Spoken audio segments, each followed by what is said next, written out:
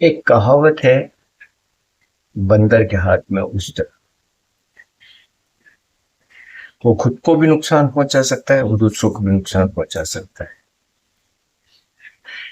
आशय यह है, मूर्ख के हाथ में शक्ति,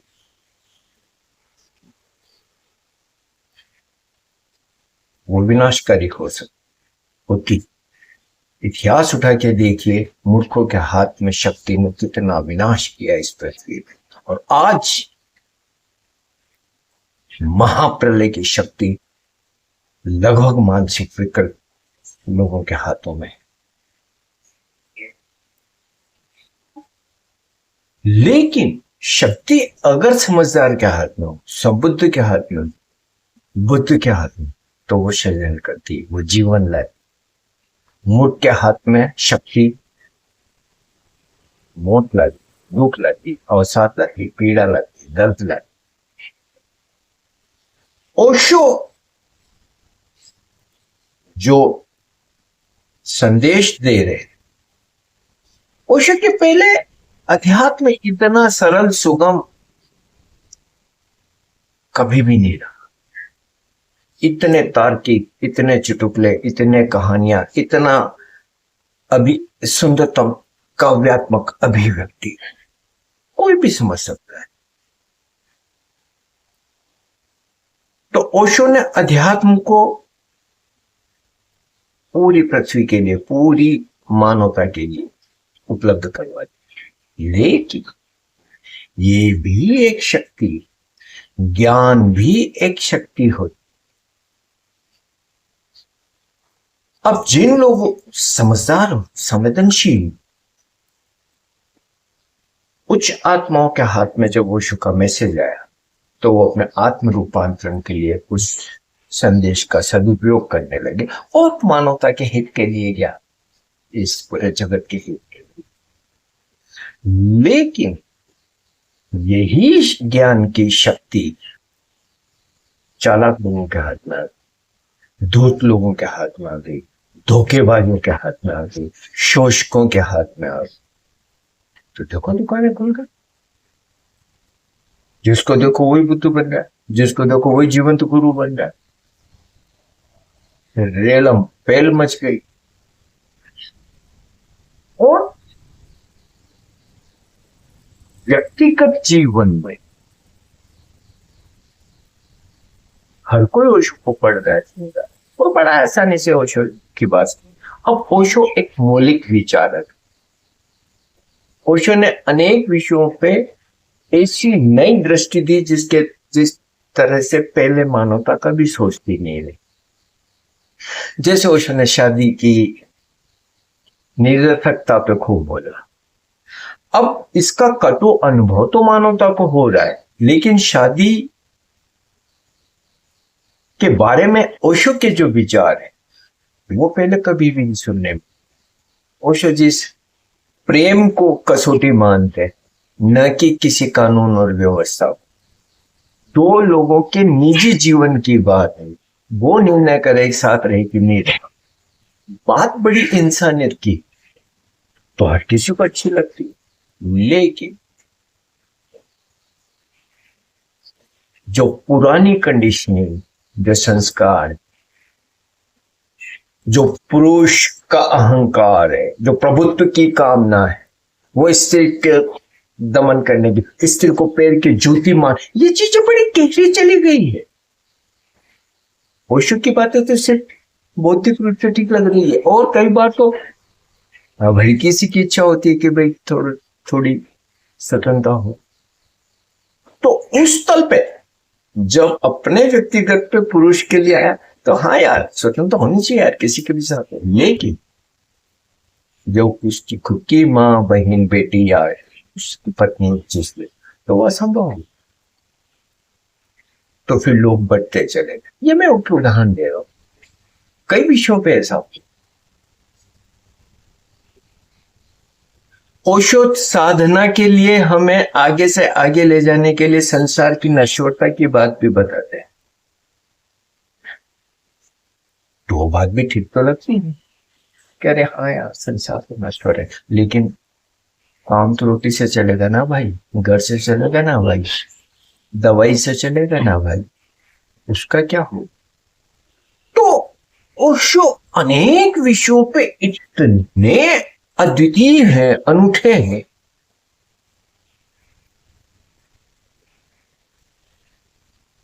तो बात तो तार्किक रूप से अच्छी लग जाती, लेकिन पुरातन संस्कार और कंडीशनिंग व्यक्ति को बांटते, सिजोफ्रेनिक हो जाते हैं लोग, स्किज़ोफ्रेनिक। ओशो के लोग हुए, ये कथित जो ओशो के कई हैं, वो बड़े बटे हुए मानसिकता के लोग, वैचारिक तल पे कुछ और ही कर रहे हैं, व्यावहारिक तल पे उनका जीवन कुछ और ही। फिर ओशो तो बहुत सारी बातें बोल देते और बड़ी क्रांतिकारी बातें बोल देते, लेकिन ये समाज तो ओशो के अनुसार नहीं चल रहा है ना। ये बहुसंख्यक तो ऐसे नहीं चल रहे, उनका तो अपना ढंग ही है पुराना। व्यक्ति को तो उसी समाज के बीच में जीना है, उन्हीं लोगों के बीच में रहना है, तो वो समाज से कट जाता है, बाहर हो जाता है, इवन परिवार से बाहर हो जाता है। क्या जी, तो पता नहीं क्या है, अछूत हो जाता है।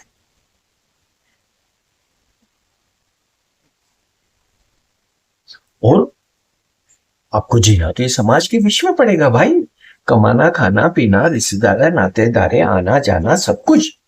आप ऐसे अलग हो कि जियोगे कैसे। और कम से कम भारत जैसी व्यवस्था में अकेले रहना तो असंभव है। विदेशों में तो फिर भी उन्होंने ऐसी व्यवस्थाएं कर ली है कि एक अकेला व्यक्ति जी सकता है। उनकी मेडिकल सुविधाएं ऐसी है, उनकी सोशल सिक्योरिटी जैसी है, ऐसी कई चीजें हैं। तो वहां, लेकिन भारत में तो आप पूरी तरीके से निर्भर हो, यहाँ कौन है पूछने वाला। करोगे क्या। अब जमाने में तो बड़ी क्रांतियां सूझती, बड़ी आग लगा दो, लेकिन जब आप शारीरिक, मानसिक, आर्थिक कई तौरों पे असहाय होने लगते हैं, कौन है आपके साथ, कहां जाओगे।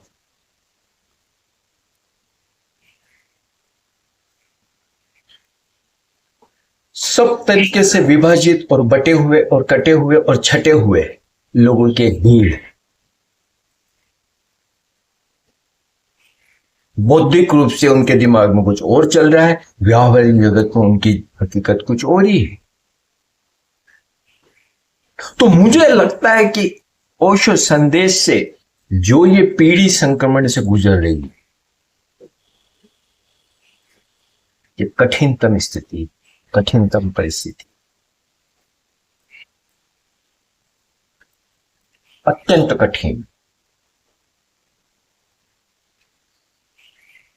और विशेष रूप से उनके लिए ज्यादा कठिन हो गया। मैं अपने अनुदान से कहता हूं, अब अपना यौवन था, जब अपने कैरियर बनाने थे, अपनी जिंदगी के बारे में सोचना था, अपनी सुरक्षा और व्यवस्थाओं के बारे में सोचना था, तब तो ओशो ओशो रजनीश आए, आनंद लाए, नाचते फिरे और ओशो के साथ, और वो सब कुछ नया मनुष्य, जोरपति बुद्धा, और कानून, और ऐसा कानून होगा और वैसा कानून होगा, उसमें एक लंबा समय निकला।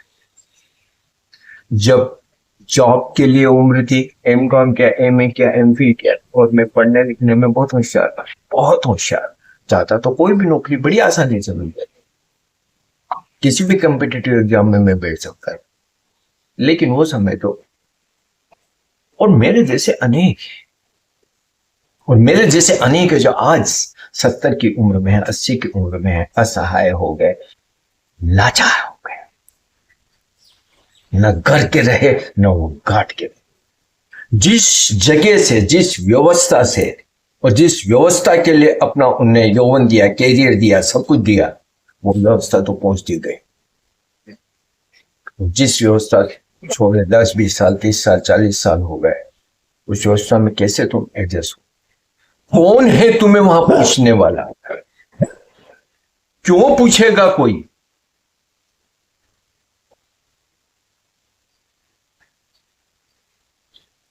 आज मैंने अगर समय पे नौकरी की होती कोई, आज मुझे पेंशन मिल रही होती अच्छी खासी, मेरे दोस्तों को लाख 1.5 लाख 2 लाख रुपए तक की पेंशन मिल रही है, जो हम बचपन के दोस्त और पढ़ने में होशियार थे उनसे ज्यादा में होशियार, करोड़ों रुपए उनके पास।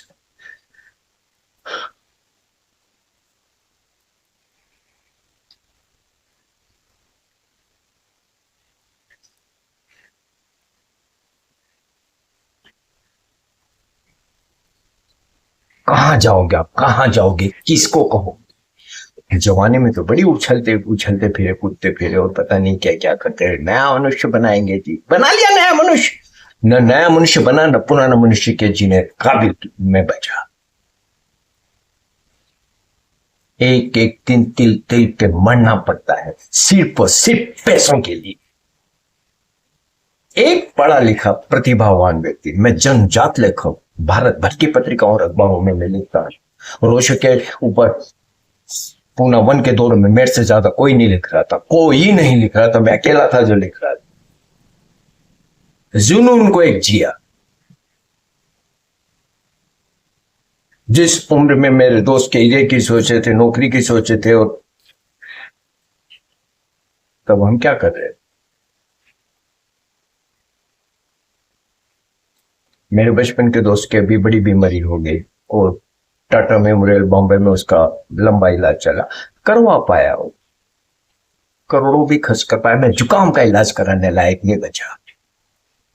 और मैं ऐसा नहीं कह रहा हूं कि मैं हूं, मेरी उम्र की ओशो के आसपास की एक पीढ़ी ऐसी ही लाचार और बेबस जिंदगी जी रही है, वो चाहे विदेशों में है चाहे भारत में। विदेशों में भी इसलिए कि वहां पर सोशल सिक्योरिटी मिलती है, लेकिन 20-30 साल 40 साल तो अपने देश में रही नहीं, टैक्स दिया ही नहीं, तो वो सोशल सिक्योरिटी की पात्रता भी नहीं रखती।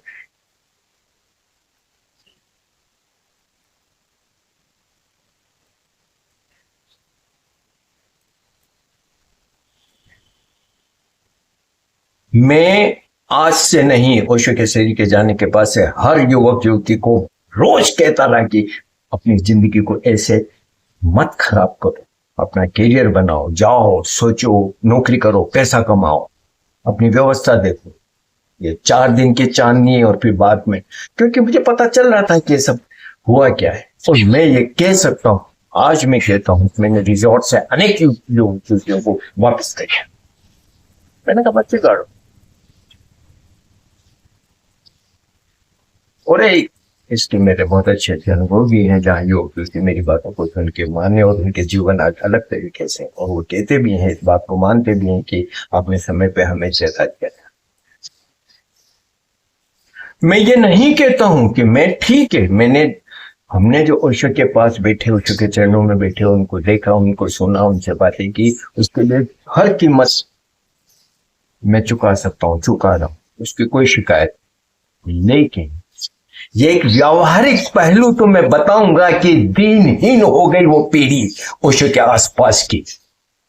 हाँ, उसमें चतुर लोग थे जो आज भी कई बड़े बड़े बनते हैं, उनने नौकरियां भी की, बच्चे बच्चे भी पैदा किए, सब कुछ करते रहे, वहां भी आते रहे, ओशो के बड़े निकटवर्ती भी बनते रहे। जी मैं तो उस समय में ओशो से मिला, इस समय में मिला, लेकिन अब उनके अपनी ढंग थी जीने की, वो आज उनकी स्थितियां परिस्थितियां अलग है। ऐसा भी काफी लोग हैं ऐसे, या अनेक लोग ऐसे हैं जो पारिवारिक रूप से समर्थ थे, उनको इतना फर्क ही नहीं पड़ा, कारोबार थे उनके, सब कुछ थे। लेकिन अनेक मेरे जैसे थे, जिन मेरा परिवार भी, हम एक सामान्य, मैं सिलाई दर्जी थे, हमारे पिताजी किराए के घर में रहते थे, किराए का दुकान थी, तो कोई पारिवारिक रूप से तो हम आर्थिक रूप से ऐसे ही थे, रोज कमाओ रोज खाओ। हमारे पिताजी कहावत का अर्थ करते, जीवना रहीवना, जब तक जीना है तब तक सीना है।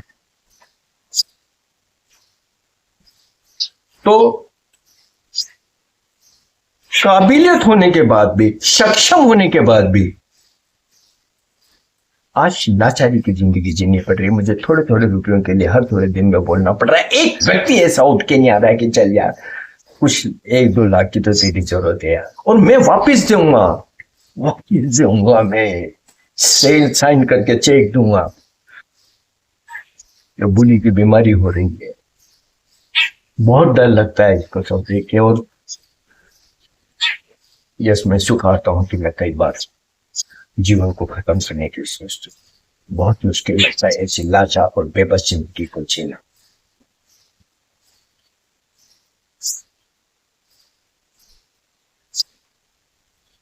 मैं कभी नहीं कहूंगा किसी को भी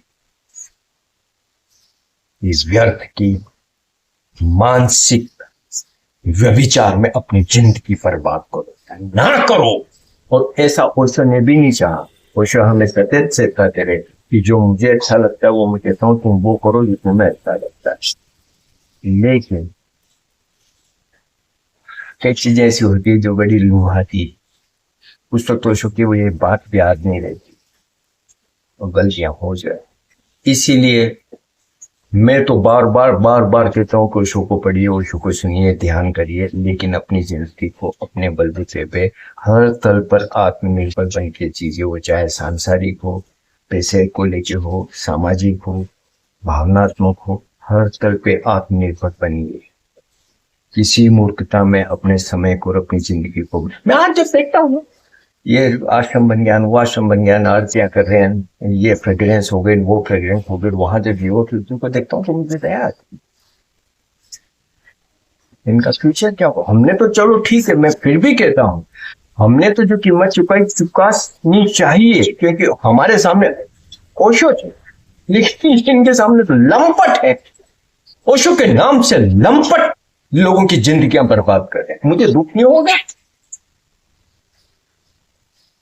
पैसे के लिए, पुजवाने के लिए और सेक्स के लिए एक कितने लोग हैं जो आज ओशो के नाम से दुकानें खोल के बैठ जाए और नई पीढ़ी को बर्बाद कर रहे हैं, बर्बाद कर रहे हैं।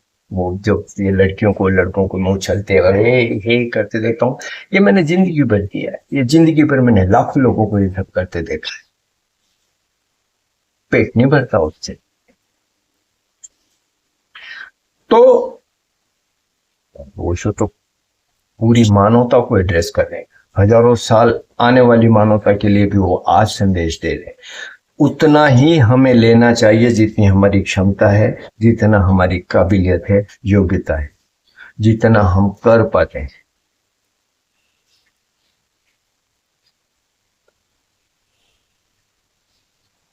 बाकी सिर्फ एक बटा हुआ व्यक्तित्व हो जाएंगे और कुछ भी नहीं। और मैं अनेकों को जानता हूँ ओशो के लोगों को जो बटे हुए व्यक्तित्व, बातें वो बड़ी बड़ी करें लेकिन व्यवहारिक रूप में वो आम लोगों से भी गए गुजरे लोग हैं। मैं सच कहता हूं कि गए गुजरे।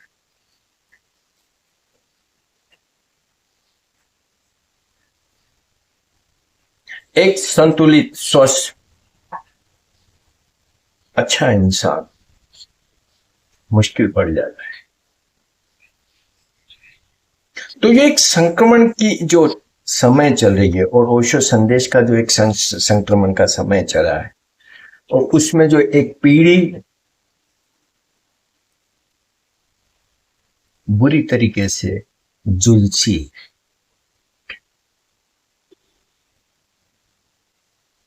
जुलस तो जुलस गया, बेबस हो गया, असहाय। अब जिस घर में मैं रहता हूँ किराए का घर है, नया घर नहीं करते, 70 साल की उम्र में ले लेके सामान इधर से उधर जाऊं। कोई कहता है इधर है, कोई कहता उधर है, कोई कहता हमारे डॉगी नहीं रहे, रखने देते। बीमारियां इतनी है कि दवाइयां ले लेके थक गया। भूली को दवाइयां देता हूँ, मेरी दवाइयां जब याद रख के सारी चीज।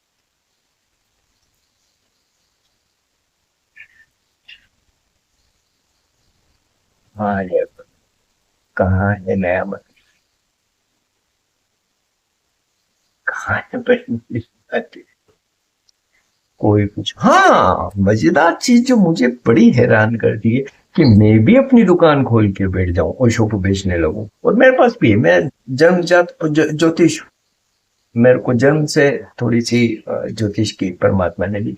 फिर थोड़े से अच्छे लोगों के साथ भी रहा, सीखा भी किया। तो मेरे पास में वो सूत्र है जो कि मैं भी पैसे कमा सकता हूँ अच्छा खासा। दाढ़ी पर मैंने एक बार पढ़ाई थी, सफेद दाढ़ी आ जाती है, सफेद बाल हो जाते हैं, बोलने में भी थोड़ा बोलते रहता हूँ ताकि व्यक्ति तो हूँ। तो मुझे पता है कि दुकानदार का मटेरियल तो मैं हूँ, मुझे भी आता है बेशक। मैंने जितने ध्यान किए सालों साल, जितनी मैंने थेरेपीज की सालों साल, जितने साल मैंने ओशो के आसपास गुजारे, ये इनफ मटेरियल। ये टटपुंज है जो पॉपुलर हाइट में मकानों को घर किराए से देते फिरते थे और वहां पे चाय की टापरियों पे बैठे बैठे आधी चाय पीते रहते थे। आज इतने बड़े गुरु बन बैठे और लाखों करोड़ों के उन्हें आश्रम बना दिए, सब कर दिए थे। मुझे पता है उनकी क्या काबिलियत है, तुलना ही करूं। लेकिन क्या मैं ये धंधा करूंगा? नहीं करूंगा। मर जाना पसंद करूंगा, लेकिन ये समझौता तो मैं नहीं। सदगुरु को कभी नहीं छूंगा। ये ईमानदारी को मैं जीऊंगा ही जीऊंगा, चाहे इसकी कितनी ही पीड़ा दे।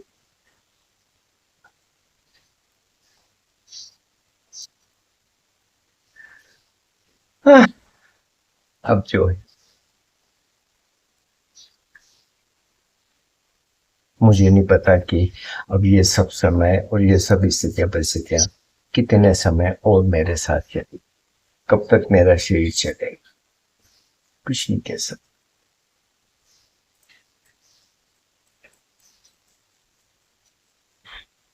कल पूछताछ की मैंने, मुझे पता है कि बाजार में ब्याज से लोग रुपए देते, लेकिन मैं क्योंकि इस शहर के लिए नया हूँ, मैं तो कभी लूंगा ही नहीं।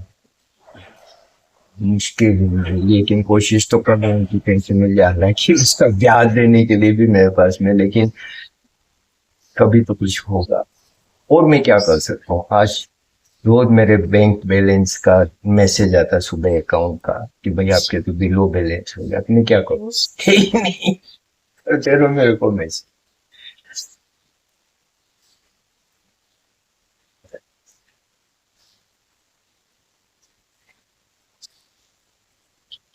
इसलिए भाई हाथ जोड़ता हूँ, कोई भी युवक युवती अगर मेरे को सुन रहे हो तो अपनी जिंदगी को तमाशा मत, घर फूंक तमाशा मत देखिएगा, कभी मत देखिए, इवन ओशो के नाम से।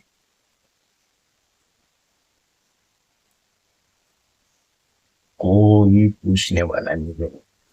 अगर ऐसा है, आत्मनिर्भर बनिए, हाथ चलिए। और आज का समय जैसा है वैसा बनिए, जालसाज बनिए, क्रूर बनिए, धोखाधड़ी करिए, क्योंकि अभी तो इस सब ऐसे ही चल रहा है। आपके अकेले के ईमानदार हो जाने से और भला हो जाने से समाज तो नहीं बदलेगा, समाज तो वैसे ही रहेगा जैसा। इस स्थिति परिस्थिति को समझना चाहिए, व्यावहारिक होना चाहिए और अपने जीवन को जितना ज्यादा सुरक्षित, सुविधाजनक और आत्मनिर्भर बनाया जा सके, बनाया जाना चाहिए। अब ठीक है, हमारा समय तो निकल गया। मुझे नहीं पता कितने समय और कैसे जितनी बीमारियां लग गई,